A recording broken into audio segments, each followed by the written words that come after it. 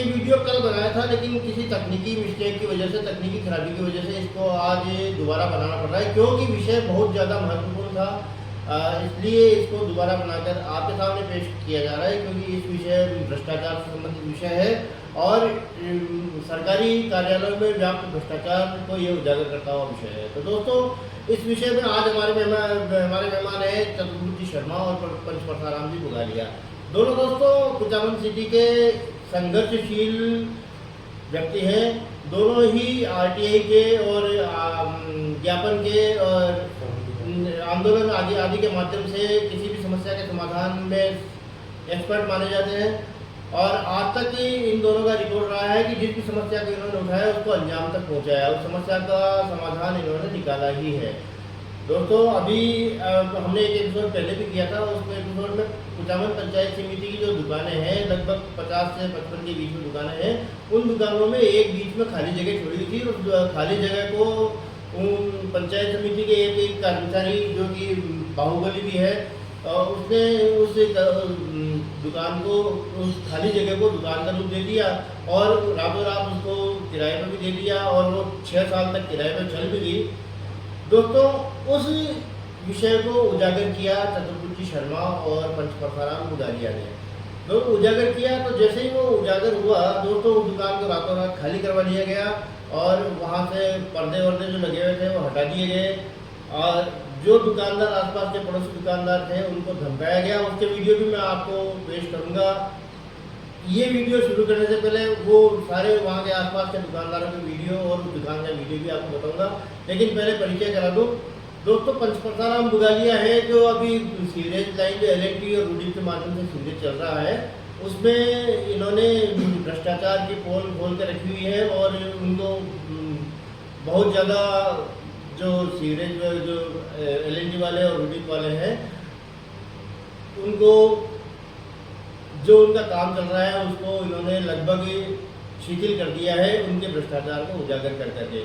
दोस्तों, इन्होंने हम न्यूज़ में भी पहले काफ़ी एपिसोड आ चुके हैं जिसमें रेत के ऊपर उन्होंने डामर बिछा दी, सड़क बिछा दी और वो रेत हाथ से ही निकल जाती है। तो ये सारी पंच परसाराम बुगालिया और चतुर्भुज शर्मा करते हैं और ये मतलब ये एक संघर्षशील होने का इनका जज्बा है। अब दोस्तों आगे बढ़े उससे पहले मैं आपको वो वीडियो दिखा देता हूँ जो दुकान के पड़ोसी, जो पंचायत समिति की दुकान के पड़ोसी दुकानदार हैं जिनको धमकियाँ मिल रही हैं, जिनसे काली कागज पर कागज में दस्तखत करवा चुके हैं पंचायत समिति वाले, वो वीडियो आप देखिए। उसके बाद दोस्तों इससे पहले आगे बढ़े आपको विवादास्पद दुकान जो कि जिसका ये मामला है पूरा, और उन दुकानदारों के बयान, उसके अड़ोस पड़ोस के दुकानदारों के बयान भी बता देते हैं जो कि इसी विवादास्पद दुकान में जिनको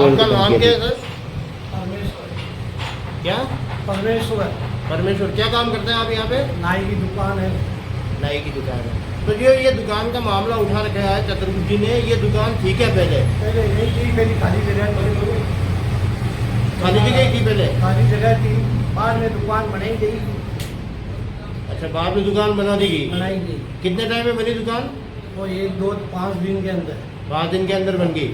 फिर दुकान बन गई तो उसके बाद फिर यहाँ पे कितने टाइम तक चली दुकान? 5 साल रहेगी। 5 साल रहेगी। काय की दुकान थी? चाय की दुकान थी। चाय की दुकान थी, चाय की दुकान थी। 5 साल ये दुकान रह गई। उसके बाद फिर इसकी कोई शिकायत हुई क्या? शिकायत चतुर्भुज जी ने की थी। अच्छा, चतुर्भुज ने शिकायत की थी। तो फिर उसके आपको कोई उसके बाद कोई बात सामने है आपके? कोई आया आपके पास? मेरे पास में आया। हाँ। उन्होंने बोला कि इस पे आप साइन कर दो। अच्छा, खाली पेपर पर साइन करवाया? जाएगी दुकान नहीं, खाली पेपर पर साइन लिया आपसे? अगर साइन नहीं करोगे तो दुकानें खाली करा दी जाएगी। दुकानें खाली करा दी जाएगी, ये आपको धमकी देके गए थे? अच्छा अच्छा। ये दुकान का क्या मामला है? हमारी खुद की दुकान है बेटे, सारा गाड़ी मेरे सारा रस्त हो, मैं खुद काम करता बेटा। पसंद है भाई और पसंद को कमरा भी नहीं रहा, 50 मीटर जाता भी है, नहीं जाता भाई। और आज उन्हें 35 सालों दुकान है हमारी खुद की भाई। फिर बाद दुकान बनी दुकान बनी मैंने 2 दिन का मैं दुकान एकदम रेडी होगी। मैंने 2 दिन में रेडी करा, बिल्कुल शटर लगा दियो। शटर बना 2 दिन बाद में मैंने चाबियाँ दे दी, खाली बड़ी जो मैंने चाबियाँ दे दी। चाबियाँ मायने देवन जो ठेकेदार जी की हड्डी दे दी, दे दी चाबियाँ दे दी। दुकान डाल बैठ गई और 5 साल चल रही बढ़िया। फिर खाली किया हुई पर दुकान खाली गया तो खाली तो यहाँ ऑब्जेक्शन उठाया सारा।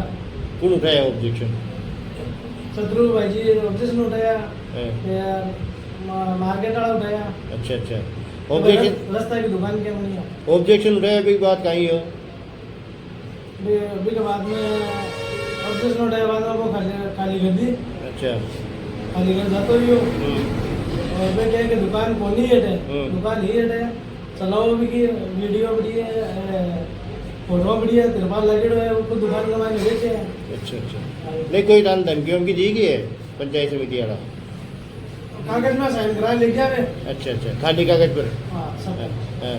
दुकान वाला सब साइन करा ले गया और ले गया। फिर मैं खुद शत्रु भाई जी आया, मैं तो भाई क्या मैं नोटिस दिया, नोटिस भी नोटिस दिया आ जाने के बाद। ठीक है। आगे यार दुकान को काई मामलो हो, काई हो दान पे काई धमकी दी? धमकी दी कहीं किराया जमा करावा गया। हाँ। किराया जमा करावा गया था कि 20% लागी। हम्म। तो भी दूसरा का 10% जमा होड़ा भी के बावजूद भी 20% क्यों किराया लागी। जब मैं जो किराया जमा कराया हुआ ने भी पहले है जो 12 महीना तक वो एक दूसरा जो वो किराया जमा करावा नहीं क्यों दुकान खाली करो। अच्छा अच्छा। फिर भी के बाद मैं जो मैं औरों कियो एक बार मैं कह जी क्या जाओ और 10% को करोड़ा लोगों को 20 आप मकोई कर दो क्यों कोने और 20% लागी और नहीं 5-6 हज़ार रुपया दुकान को किराया लाग पड़ा था कि दूसरा तो देख लो और नहीं खाली करवा बता दे। अच्छा अच्छा। कागज पर ही साइन करा ली गई तांगा? कागज पर तो मार्केट में कोने कराया साइन है। हाँ। मैं भी दिन हो कोने तो अच्छा अच्छा ते हाँ बोले ठीक है। क्या लाल जी दुकान कितना साल चली? लगभग 4-5 साल 4-5 साल चल गई। और इको किराया विराया का हिसाब किताब हो कौन लेतो किरायो? किराए को मामला में अपन कोई मालूम को नहीं चलता, मैंने मालूम आप फ्री में चाहिए फ्री में ही चली कि कोई कन किराया लेता ही कोई नहीं कोई? मैं तो बंदे को हाथ से किराए देता। अच्छा अच्छा अच्छा। तो दोस्तों ये तो वीडियो की बात। अब बात करते हैं चतुर्भुज शर्मा से। दोस्तों मैं चतुर्भुज शर्मा से पहला क्वेश्चन करता हूँ। चतुर्भुज जी, हालांकि हमारा चैनल इस मुद्दे पर एक बार पहले भी कार्यक्रम कर चुका है, वो आपकी जानकारी में है जी। लेकिन आपके शब्दों में बताइए कि ये भ्रष्टाचार है क्या? ये क्या भ्रष्टाचार हुआ था, किस तरह से कौन सी दुकान थी, कैसे बनाई, बात बताइए आपके शब्दों में। वैसे तो कुचामन का माहौल जो है ये भ्रष्टाचार और अवैध निर्माण को लेकर ये ला इलाज बीमारी से ग्रसित कुचामन सिटी शहर है। और इसी कड़ी में पंचायत समिति और नगर पालिका कुचामन परिषद नगर परिषद कुचामन सिटी प्रथम स्थान पर कुचामन शहर में है सब, जिसमें पंचायत समिति में 50 से 55 दुकानें बनी हुई है। बीच में 7-8 फीट का रास्ता देकर खाली जगह छोड़कर, इसलिए कि भाई दुकानों के ऊपर चढ़ जाए सीढ़ियाँ बनाते हैं। उस खाली जगह पर एक बाहुबली और धनबली ऐसे कर्मचारी की नजर पड़ी और नजर पड़ते ही वो दुकान में तब्दील हो गई। पंचायत समिति का ही था कर्मचारी? पंचायत समिति का एक कर्मचारी था जो बाहुबली भी है धनबली भी है। उसकी जैसे ही नजर पड़ी, नजर पड़ते ही दुकान बन गई। दुकान बनते ही अपने समाज के आदमी को उसने किराया दे दी।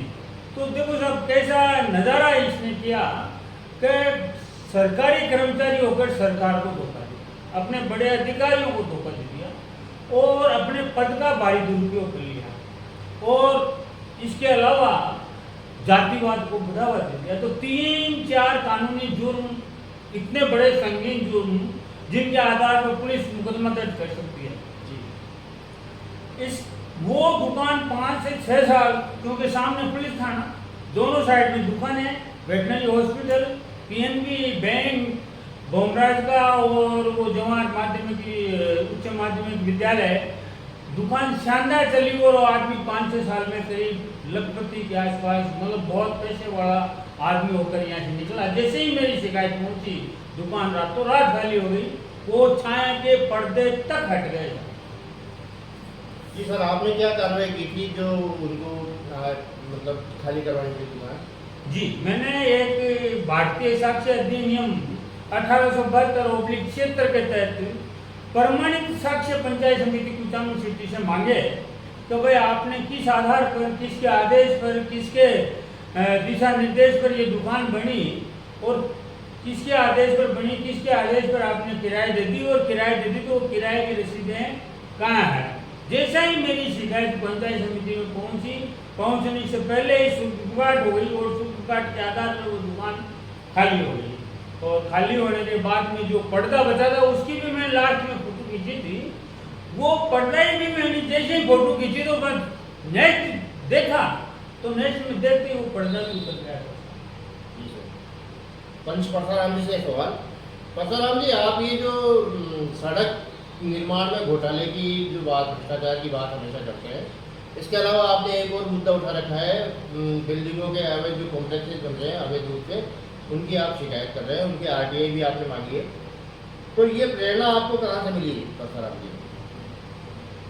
देखिए, सबसे पहले तो मैं आपके वेब न्यूज़ के माध्यम से यही कहना चाहता हूँ कि हमारा देश भ्रष्टाचार मुक्त हो, राज्य भ्रष्टाचार मुक्त हो। लेकिन सरकारें ये कहती भी है कि देश और राज्य भ्रष्टाचार से मुक्त हो, लेकिन यहाँ पर शासन प्रशासन या अधिकारी जो भी है वो भ्रष्टाचार, खुलेआम भ्रष्टाचार कर रहे हैं। यहाँ पर सड़कें बन रही है, वो सड़कें धूल भरी डामर बिछा कर छोड़ दी जाती है, आज बनाई और कल टूट गई, कल भी टूट गई। ऐसा कई बार आपके चैनल के माध्यम में भी हमने उजागर किया है और अधिकारियों को उनकी शिकायत भी की है, लेकिन अधिकारी अभी तक या इस पर कोई कार्रवाई नहीं की है। इसके अलावा तो यहाँ कुचामन शहर में अवैध बिल्डिंगें हो रही है, उनका भी यहाँ भरमार है। चाहे जहाँ कहीं भी अवैध निर्माण कर लो, कोई सबको छूट है, किसी की कोई परवाह नहीं है। हमने की कई बार शिकायतें भी की है, लेकिन आज तक उन पर कोई कार्रवाई नहीं है। और ये ऐसा भी है कि अभी नहीं है, ये पहले से भी कुचामन में शुरू है अवैध निर्माण का, लेकिन अब मौजूदा दौर में बहुत ही यहाँ पर जैसे अमरबेल की तरह फैल रहा है। जहाँ चाहे वहाँ भी भ्रष्टाचार करो, कोई मनाही करने वाला नहीं है। जहाँ चाहे वहीं अवैध निर्माण करो, कोई देखने वाला या कोई पूछने वाला नहीं है। सतगुरु जी, सवाल आपसे, आपने जितनी भी कार्रवाई की, और परसाराम जी आपसे भी ये सवाल है, आपने जितनी भी कार्रवाई की इसका क्या परिणाम निकला है? कभी सकारात्मक परिणाम मिला है या हमेशा नकारात्मक ही रहा है? अभी वाली कार्रवाई की बात कर रहा हूँ, पहले तो आपने जीते ही है कई बार कई कार्रवाई। जी जी जी, वैसे तो क्या है, जो भी कार्रवाई मैं करता हूँ या पंच परसाराम जी करते हैं, हम निष्कर्ष पर जरूर पहुँचते हैं, अधूरा कभी उस काम को नहीं छोड़ते हैं। अभी भी जहाँ जहाँ कुचामन के जो आला अधिकारी हैं, जिनको सबको हमने ज्ञापन के माध्यम से या शिकायत के माध्यम से इस भ्रष्टाचार और अवैध निर्माण के लिए अवगत कराया है, उन्होंने कोई कार्रवाई नहीं की है, तो मैंने उनकी राजस्थान गवर्नमेंट में शिकायत कर दी है कि इन प्रशासनिक अधिकारियों की कुचामन में कोई जगह नहीं है, इनको तुरंत प्रभाव से यहाँ से हटाया जाए। सर, आपको क्या परिणाम मिला आज तक? परिणाम तो क्या मिला है, अभी तक कोई हमने शिकायत पे शिकायत कर रहे हैं और अब वो अधिकारी वापस कोई जवाब जवाब देने से कतरा रहे हैं। हम जवाब मांगते हैं तो ये कह रहे हैं कि हम कार्रवाई करते हैं और कार्रवाई कर नहीं रहे, और वो निर्माण है तो वो निर्माण होता जा रहा है और कार्रवाई नहीं हो रही है। जी सर, जनप्रतिनिधियों से भी आपने बात की होगी, जो अभी आपने एक ये मुद्दा उठा रखा है इसका, तो जनप्रतिनिधियों का आपको कितना सहयोग मिला है? जी, जनप्रतिनिधियों से भी बात की।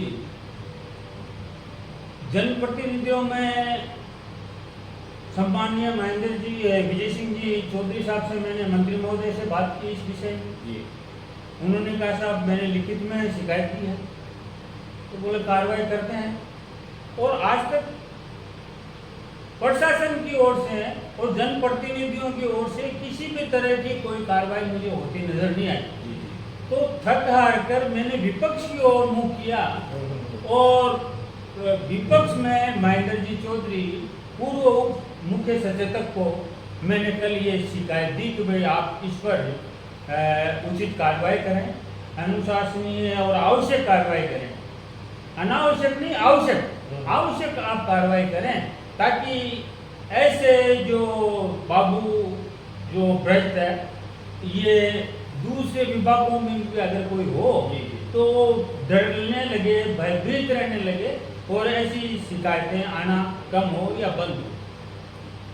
जी सर, ये बात कि मैंने ये सुना था कि आपने प्रेस से भी संबंधित संपर्क साधा था और प्रेस ने आपको निराश किया था।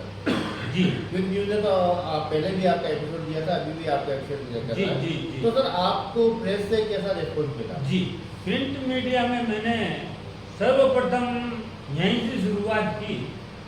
तो प्रिंट मीडिया में मैंने जैसे ही शिकायत लिखी और शिकायत लिख के प्रिंट मीडिया में इनको संवाददाताओं को मैंने व्हाट्सएप के माध्यम से वो शिकायत दर्ज करा के और फ़ोन कर दिए कि भाई साहब देखो मैंने आपको फ़ोन कर दिया है और आपको मैंने ये समाचार भी भेजे जो भ्रष्टाचार के हैं, आप देखें और इनको जरूर लगाएं। तो साहब मेरे पास में वापस फ़ोन आया कि साहब व्हाट्सएप हम किस के दें, हमारे को तो घर पे आके दो। तो तीनों के मैं भास्कर के, नवज्योति के और पत्रिका के तीनों के घरों पे जाकर ये न्यूज़ देखे आया। जी। उसके बाद में क्या हुआ कि साहब फिर फ़ोन आया, बोले जी ये तो भ्रष्टाचार की न्यूज़ लाए हो आप, क्या बात करते हो, क्यों कहाँ भ्रष्टाचार आप मिटा देंगे, क्यों आप क्यों हमारे को बावड़े बनाते हो, हम ऐसी कोई न्यूज़ें लगती है क्या, क्यों भ्रष्टाचार की कहाँ मिटा देंगे, क्यों आप ऐसी कोई न्यूज़ नहीं लगने वाली। तो मैंने कहा साहब भाई कोई बात नहीं, थैंक यू वेरी मच।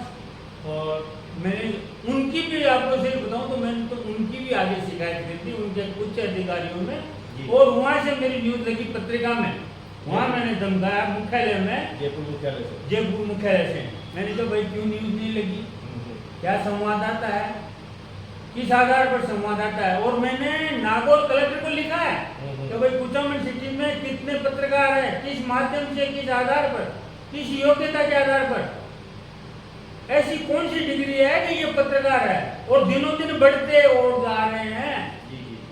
किस माध्यम से। जरूर राम जी, अब एक सवाल आपसे और आपसे भी छत्रपुर जी। अब आप लोग कह रहे हैं कि ये लड़ाई आर पार की लड़ाई हो चुकी है, मतलब अब आप मतलब बिल्कुल सबसे आपको निराशा मिली है सब जगह से, और अब आपके लिए आर पार की लड़ाई हो चुकी है। तब आर पार की लड़ाई में आगे आपका क्या कदम होगा? इस भ्रष्टाचार के खिलाफ जी। इस भ्रष्टाचार के खिलाफ हमने एक बहुत बड़ा मोर्चा खोल लिया है। इसमें हमें पीछे हटने वाले नहीं हैं। जी। इस भ्रष्टाचार को यहाँ कुचामन से मुक्त, कुचामन भ्रष्टाचार मुक्त करवा कर ही हम पीछा छोड़ेंगे। आंदोलन चाहे हमें सड़कों पर आकर उतर कर आंदोलन करना पड़े, या चाहे हमें न्यायालय का सहारा लेना पड़े, जो भी लोकतंत्र में वो हथियार है वो सभी हथियार हम अपनाएंगे इस भ्रष्टाचार मुक्त करने के लिए, वही हम करेंगे। जी एक और मैं बता दूं कि मैं ये जो 1872/76 एक भारतीय साक्ष्य अधिनियम की धारा है, इसमें अभी कानून CRPC और IPC की जो धाराएं हैं, BNSS, BNNS और BNS, ऐसी इसकी नई धाराएं हो गई, वो मुझे अभी ध्यान में नहीं है, लेकिन इसका जवाब नहीं देना, वो साक्ष्य की प्रतिलिपि, प्रमाणित प्रतिलिपि उपलब्ध नहीं करवाना कानूनी अपराध है। तो मैं कल परसों में 1-2 दिन में अगर मुझे रिजल्ट नहीं मिलता है तो मैं पुलिस की भी शरण लूँगा, और पुलिस भी अगर अपनी कार्रवाई से पक्ष से भ्रष्ट होती है तो मैं न्यायालय की शरण में जाऊँगा, लेकिन इस काम को निष्कर्ष निकाल कर ही छोड़ूंगा सर, अंजाम तक पहुँचाएंगे। अंजाम तक जरूर पहुँचाऊँगा। ठीक है सर, बहुत बहुत धन्यवाद आपका स्टूडियो में आने के लिए।